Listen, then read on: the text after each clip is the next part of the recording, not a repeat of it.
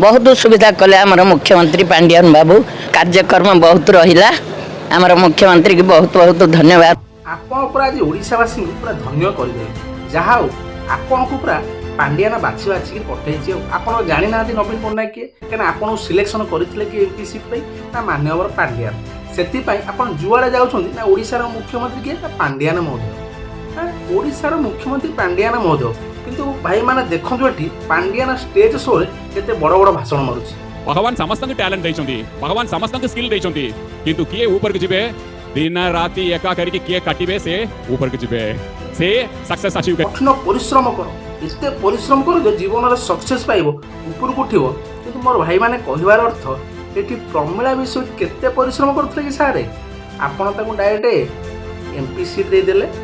जहाँ तो MP seat देले देले एभली मूर्ख मानू जदि मेंबर ऑफ पार्लियामेंट को पठा जाए सेठी देशर जहाँ उन्नति करिवे राज्यर जहाँ उन्नति करिवे तो जल जल ही देखा जाउछि एटा। अरे बाप रे ये तो धोती खोल रहा है। मूर्ख मानकर राज्य